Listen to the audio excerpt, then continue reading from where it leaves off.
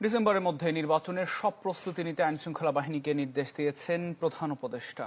ত্রয়োদশ জাতীয় নির্বাচনের অগ্রগতি নিয়ে স্বরাষ্ট্র মন্ত্রণালয় সহ আইনশৃঙ্খলা বাহিনীর প্রধানদের সাথে বৈঠকে এই নির্দেশনা দেওয়া হয় বলে জানান প্রেস সচিব শফিকুল আলম। জানান, ডিসেম্বর পর্যন্ত আইন শৃঙ্খলা বাহিনীকে কঠোর দায়িত্ব পালনের নির্দেশনা দেওয়া হয়েছে। আর ভোটের সময় স্ট্রাইকিং ফোর্স হিসেবে কাজ করবে সেনাবাহিনী। কবে হবে নির্বাচন, এই প্রশ্নে সরগরম রাজনীতির মাঠ। বসে নেই কর্তা ব্যক্তিরাও। তারই ধারাবাহিকতায় স্বরাষ্ট্র মন্ত্রণালয় ও আইন শৃঙ্খলা বাহিনীর প্রধানদের সাথে বৈঠক করেন প্রধান উপদেষ্টা। ত্রয়োদশ জাতীয় সংসদ নির্বাচনের অগ্রগতি নিয়ে পরে ফরেন সার্ভিস একাডেমিতে সংবাদ সম্মেলন করা হয়।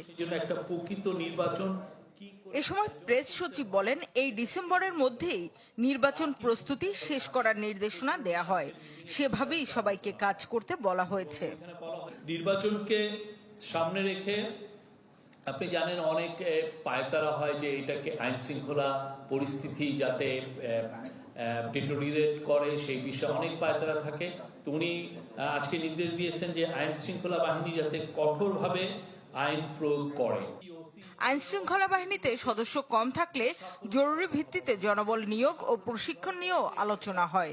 এ সময় উঠে আসে অন্তত 8 লাখ সদস্য প্রয়োজন হবে নির্বাচনী দায়িত্বে। নির্বাচনের জন্য পর্যাপ্ত লোকবল আছে কিনা এটা এখনই খুবই দ্রুত এটা জানতে হবে। যদি নতুন নিয়োগ করতে হয় তবে নিয়োগ প্রক্রিয়া এখন থেকেই শুরু করে দিন। তাদের জন্য পর্যাপ্ত প্রশিক্ষণের ব্যবস্থা করুন। প্রেস সচিব জানান, 16 বছরের বিস্মৃতি কাটিয়ে মানুষ যেন ভালো স্মৃতি নিয়ে ভোট দিতে পারে সেরকম ব্যবস্থা নেওয়া হবে। ভোটারদের জন্য একটা ভালো অভিজ্ঞতা হয়, একটা সুন্দর স্মৃতি থাকে। প্রথম ভোট যারা দিবে এটা তাদের জন্য গৌরবের, সেজন্য ভালো অনুভব করে। নির্বাচনের সময় সেনাবাহিনী স্ট্রাইকিং ফোর্স হিসেবে থাকবে। এবার প্রায় 2 লাখের মতো দেশি বিদেশি পর্যবেক্ষক নির্বাচন পর্যবেক্ষণ করবেন বলে জানান প্রেস সচিব।